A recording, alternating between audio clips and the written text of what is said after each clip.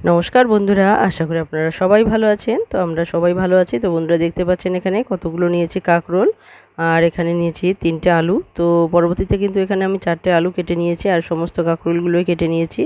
তো বন্ধুরা দেখতে পাচ্ছেন এখানে কাঁকরোলগুলো কিন্তু খুবই কচি। তো কচি বলতে একদম কচি বলতে একদমও কচি নয়, একদম দেখুন একটু বাড়তির থেকে একটুখানি কচি। তো এইরকম কাঁকরোলটাই কিন্তু নিতে হবে এই রেসিপির জন্য, একদম পারফেক্ট। তো বন্ধুরা দেখুন এখানে আলুগুলো কিন্তু একটু বড় সাইজ করে কেটে নেওয়া আছে। তো আলু আর কাঁকরোল কিন্তু প্রায় একই সমান করে একই মাপের করে কেটে নেওয়া আছে, দেখতেই পাচ্ছেন।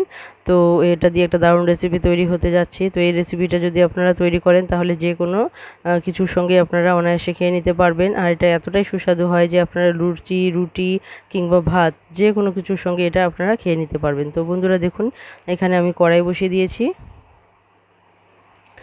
আর কড়াইয়ের মধ্যে দিয়ে দিলাম আমি এখানে সানফ্লাওয়ার। তো দেখতেই পাচ্ছেন এখানে তো কড়াই পুরোপুরি গরম হয়ে গেছে, যার জন্য তেলটাও কিন্তু পুরোপুরি গরম হয়ে গেছে। তো দেখতে পাচ্ছেন এখানে আমি দিয়ে দিলাম কিছু পরিমাণ কাঁচা লঙ্কা আর শুকনো লঙ্কা, আর এখানে হাফ চামচ পরিমাণ দিয়ে দিলাম পাঁচফোড়ন। তো বন্ধুরা দেখুন এটা একটু ভাজা করে তারপর যে আলু আর যে কাঁকরোলগুলো আমি কেটে নিয়েছি তো সেগুলো কিন্তু আমি দিয়ে দেবো। তো এই রেসিপিটা তৈরি করার জন্য কিন্তু এরকম বড় বড় যদি পিস করে কেটে নেওয়া যায় তাহলে কিন্তু খুবই সুস্বাদু হয় এটা। তো আমি আজকে কাঁকরোলের ডালনা তৈরি করতে যাচ্ছি। তো বন্ধুরা অবশ্যই বলবো সঙ্গে থেকে পুরো ভিডিওটা দেখবেন, তাহলে অবশ্যই আপনাদের ভালো লাগবে আর রেসিপিটা এরকম সুস্বাদু হবে। তো অবশ্যই বলবো স্কিপ না করে সঙ্গে থেকে পুরো ভিডিওটা দেখুন। আর পুরনো বন্ধুরা যেরকম ভালোবাসা নিয়ে আছেন অবশ্যই সঙ্গে থাকবেন। আমিও সবসময় আপনাদের চেষ্টা করব সঙ্গে থাকার। আর নতুন যারা দেখছেন এখনও বন্ধু হননি তো অবশ্যই বলবো বন্ধু হয়ে পাশে থাকুন। আমিও সবসময় চেষ্টা করব আপনাদের পাশে থাকতে। তো বন্ধুরা দেখুন এখানে কিন্তু লবণ দিয়ে দিয়েছি, আর লবণ দিয়ে একটু নাড়াচাড়া করে কিন্তু আমি এটা ঢেকে দেবো 5 মিনিটের মতো, কারণ এখান থেকে জল বেরিয়ে আসবে। আর জল মিডিয়াম আছে আমি এটাকে সেদ্ধ করে নেব প্রায় এরকম ঢেকে দিয়ে। তো এদিকে আমি মশলাগুলো রেডি করে নিচ্ছি। তো বন্ধুরা দেখতে পাচ্ছেন এখানে আমি নিয়েছি 1.5 চামচের মতো আদা বাটা, আর এখানে দিয়ে দিচ্ছি হাফ চামচেরও হাফ পরিমাণ হলুদ গুঁড়ো, হাফ চামচ পরিমাণ দিয়ে দিলাম কাশ্মীরি লঙ্কা গুঁড়ো। আর দেখুন এখানে একটু হাফ চামচেরও কম একটুখানি নিয়েছি এখানে জিরে গুঁড়ো। তো আমি আর একটু মিশিয়ে দিচ্ছি এখানে। তো প্রায় হাফ চামচ পরিমাণ হয়ে গেল এখানে জিরে গুঁড়ো। তো এখন এই মশলাগুলোকে আমি একটু জল দিয়ে গুলিয়ে রাখবো।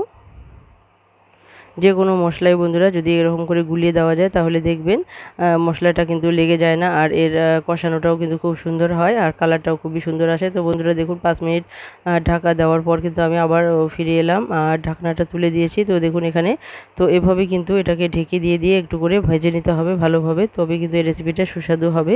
তো বন্ধুরা অবশ্যই চেষ্টা করবেন এই রেসিপিটা যখন তৈরি করবেন আপনারা, তো অবশ্যই এটাকে কিন্তু ভাজার মধ্যে প্রায় সেদ্ধ করে নেবেন। তো এখানে আমি ঢেকে দেবো আবারও।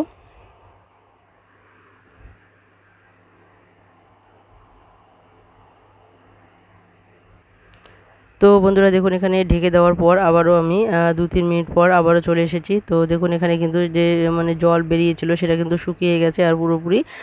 তো এখন অনেকটাই ভাজা হয়ে গেছে, প্রায় 80% মতো কিন্তু সিদ্ধ হয়ে গেছে।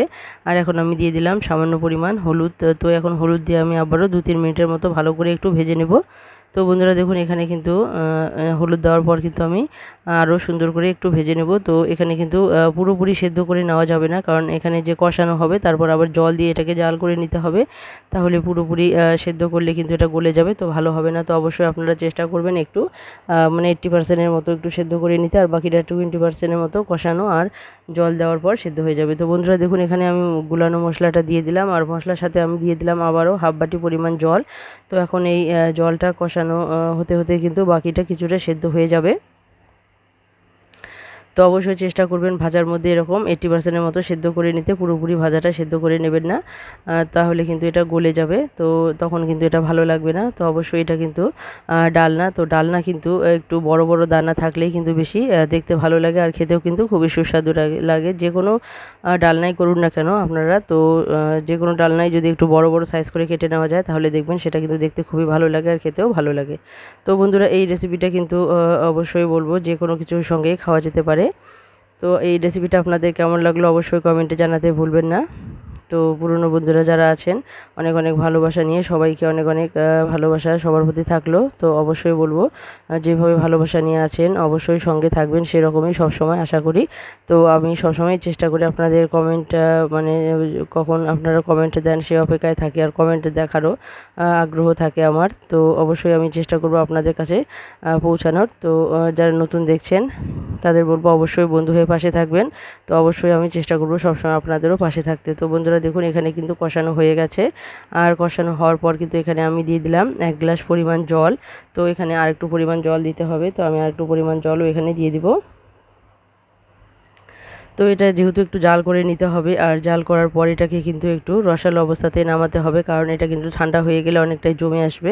তো অবশ্যই বন্ধুরা চেষ্টা করবেন একটু জল দিয়ে মানে একটু ঝোল ঝোল অবস্থাতে নামিয়ে নিতে, তাহলে দেখবেন এটা কিন্তু নামানোর পর অনেকটাই ঝোল টেনে নেবে। তো বন্ধুরা দেখুন এখানে কিন্তু আমি আর একটু জল দিয়েছিলাম হাফ বাটি পরিমাণ। তো বন্ধুরা দেখুন এখানে কিন্তু রান্নাটা আমার হয়ে গেছে। তো এখন আমি দিয়ে দিলাম এখানে হাফ চামচ পরিমাণ আন্দাজ মতো গরম মশলা, আর গরম মশলা দিয়ে একটু নাড়াচাড়া করে 2 মিনিটের মতো নাড়াচাড়া করে কিন্তু আমি এটাকে নামিয়ে নেব। তো এরকম ঝোল ঝোল অবস্থাতে কিন্তু একটু নামিয়ে নিতে হবে, যেহেতু এখানে আলু আছে তো আলুটা কিন্তু অনেকটাই রস টেনে নেবে। তো আপনারা নামিয়ে নেওয়ার পরেই দেখতে পারবেন। তো বন্ধুরা এই রেসিপিটা আপনাদের কেমন লাগলো অবশ্যই কমেন্টে জানাতে ভুলবেন না। তো লাইক কমেন্ট শেয়ার অবশ্যই করবেন, আর সাবস্ক্রাইব করে বেল আইকনটিকে ক্লিক করে রাখবেন, যে কোনো নতুন ভিডিও আসা মাত্র আপনাদের কাছে পৌঁছে যাবে। তো নতুন বন্ধুরা অবশ্যই এই বিষয়টা ফলো করবেন। আর বন্ধুরা দেখুন এখানে কিন্তু রেসিপিটা আমার হয়ে গেছে, আমি নামিয়ে নিয়েছি। তো দেখতেই পাচ্ছেন এটা কিন্তু অনেকটাই মানে ঝোল ছিল, তো এটা কিন্তু নামানোর পর অনেকটাই রস টেনে নিয়েছে। তো দেখতেই পাচ্ছেন এটা কিন্তু ঠান্ডা হয়ে গেলে আরও কিন্তু এটা রসটা টেনে নেবে। তো অবশ্যই বলবো আপনারা কিন্তু যখন এই রেসিপিটা তৈরি করবেন অবশ্যই একটু ঝোল ঝোল অবস্থাতে নামাবেন, তাহলে দেখবেন নামানোর পর কিন্তু এই রসটা টেনে নেবে। তো বন্ধুরা আবারও বলছি যারা এতক্ষণ অবধি আমার সঙ্গে ছিলেন সবাইকে অসংখ্য অসংখ্য ধন্যবাদ, আর অসংখ্য অসংখ্য ভালোবাসা রইল সবার প্রতি। তো বন্ধুরা এইভাবেই সবসময় পাশে থাকবেন।